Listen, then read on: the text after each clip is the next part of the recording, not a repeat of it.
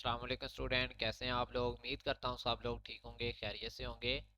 तो स्टूडेंट, आज की इस वीडियो में हम बात करेंगे CS301 क्विज नंबर 1 2024, जिसकी स्टार्ट डेट है नवंबर 11 और एंड डेट है नवंबर 13। 10 नंबर का ये क्विज है। और आज की इस वीडियो में मैंने ये सारे क्विज जो है आपके हैंड आउट से सर्च आउट करके लगाए हैं ऑलमोस्ट। तो आपने वीडियो को लाइक भी करना है और कमेंट भी करना है और पूरी वीडियो को देखना है। वीडियो मज़ीद आगे बढ़ने से पहले आप दोस्तों बता दूं कि CS के तमाम सब्जेक्ट, इनके क्विज़ और असाइनमेंट की मैं पेड सर्विस प्रोवाइड करता हूं। अगर कोई स्टूडेंट मसरूफियात की वजह से अपनी ये एक्टिविटीज़ नहीं कर पाता तो सामने स्क्रीन पे मेरा व्हाट्सएप नंबर है 034497673115। इस पे आप रब्ता करके CS के तमाम सब्जेक्ट की सर्विस हासिल कर सकते हैं। इसके अलावा ये इमेज स्कैनर होता है। अगर आप मुझे डायरेक्ट व्हाट्सएप करना चाहते हैं तो इस इमेज के ऊपर स्कैन करें, आप डायरेक्ट मुझे जो है वो व्हाट्सएप कर पाएंगे।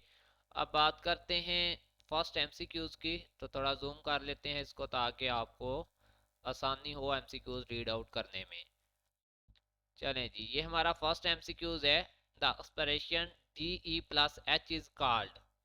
ये एक्सप्रेशन जो है DE+H और साथ में ये आपका क्या है, मल्टीप्लिकेशन का साइन है। इसको क्या कहते हैं? इसको कहते हैं प्रीफिक्स एक्सप्रेशन। ठीक है, ये बेसिकली क्या है, एक प्रीफिक्स एक्सप्रेशन है। और नेक्स्ट चलते हैं एमसीक्यू नंबर 2 की जानब। Which of the following lines of code is incorrect. दी गई लाइंस ऑफ कोड में से कौन सा इनकरेक्ट है? ये चीज आपने गौर करनी है। करेक्ट नहीं पूछा, इनकरेक्ट पूछा है। तो बाकी तीनों करेक्ट हैं और ये वाला इनकरेक्ट है। ठीक है, ये वाली जो लाइन ऑफ कोड है ये सिंटैक्स करेक्ट नहीं है। नेक्स्ट चलते हैं एमसीक्यू नंबर 3 की तरफ। ये एक फंक्शन है, मेथड भी इसको बोल सकते हैं आप। Set method of list class is use to. Set method किस लिए यूज होता है? तो इसका जो आंसर है, बेसिकली ये वैल्यू को सेट करने के लिए इस्तेमाल होता है ऑब्जेक्ट की। ऑब्जेक्ट की वैल्यू को सेट करने के लिए सेट मेथड का इस्तेमाल किया जाता है। तो बेसिकली अगर आपसे पूछा जाए कि सेट मेथड किस लिए इस्तेमाल होता है तो आपने आंसर देना है कि सेट मेथड जो है वो वैल्यू ऑफ द ऑब्जेक्ट के लिए यूज होता है। बाकी ये रॉन्ग आंसर है।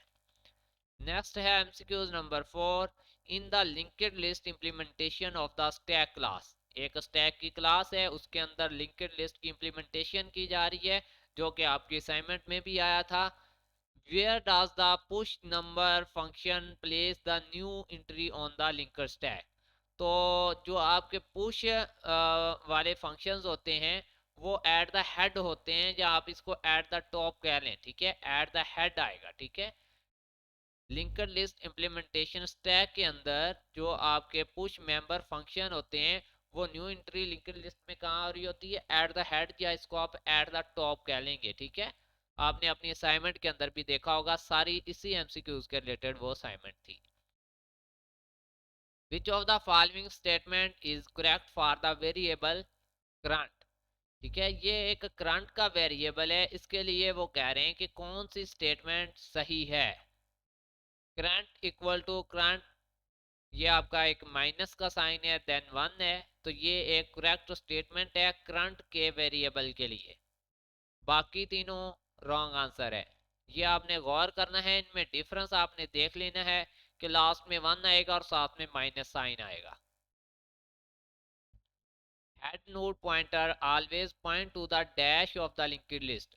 हेड नोड पॉइंटर जो होते हैं वो लिंक्ड लिस्ट के कौन से मतलब पॉइंट कर रहे होते हैं? ठीक है, point always point two the dash of the linked list, तो फर्स्ट नोड को। ठीक है, कौन से नोड को हेड नोड जो है वो पॉइंट कर रहे होते हैं लिंक्ड लिस्ट के? तो हेड मीन होता है टॉप, मैंने आपको पहले ही बताया है। तो फर्स्ट नोड होगा वो आपका। ठीक है, top node, first node. Next देखें आपका जनाब MCQs number 7। 2 multiply 7 plus 8 minus 6 is an example of expression। उन्होंने कहा ये कौन सी एक्सप्रेशन की एग्जाम्पल है। ठीक है, अगर लोगों का प्रॉब्लम है तो थोड़ा इस तरफ एमसीक्यूज कर देता हूँ। 2 multiply 7 plus 8 minus 6 is an example of expression। तो ये बेसिकली इनफिक्स एक्सप्रेशन की एग्जाम्पल है। Fix is the right answer. Next है which of the following operation is not supported by the queue data structure. Queue data structure के लिहाज से कौन सा जो है वो सपोर्टेड नहीं है ऑपरेशन। अब यहाँ पे एक चीज काबिल गौर है कि उन्होंने ये नहीं कहा कि कौन सा सपोर्टेड है, उन्होंने ये कहा है कि कौन सा नहीं है सपोर्टेड। तो ये तीनों ही सपोर्टेड हैं ऊपर वाले। इन कोई, इज इम्पटी, डी कोई, ये बेसिकली स्ट्रक्चर कोई मेथड में यूज होते हैं। ठीक है, इन कोई भी यूज होता है, इज इम्पटी भी यूज होता है और डी कोई भी यूज होता है। और ये पुश का इसके साथ कोई ताल्लुक नहीं है। तो बेसिकली पुश जो है वो नॉट सपोर्टेड में आता है, तो राइट आंसर है। Suppose we have been given the following data set of a query 37524. What will be the resultant query if call a front method? अगर हम फ्रंट मेथड को कॉल करेंगे तो फिर हमारा जो है वो क्वेरी रिजल्ट क्या होगा।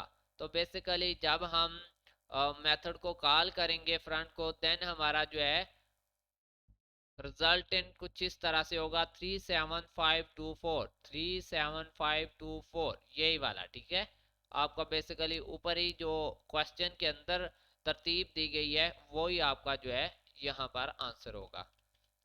आई थिंक लास्ट एमसीक्यूज है consider the linked list having node data, sorry having data, node नहीं है। Sir linked list having data 672356525 stored in it, which current pointer is pointing to the memory location having 72 stored in it. After calling remove function on the following linking list, current point will point to the memory location having value. अब यहाँ पे उन्होंने remove किसको करवाया, ये काबिल गौर है, 72 को। ठीक है, अब 72 को रिमूव करवाया तो देन फिर वो 35 को पॉइंट करेगा। ठीक है, तो 35 जो है वो आपका बेसिकली करेक्ट आंसर है।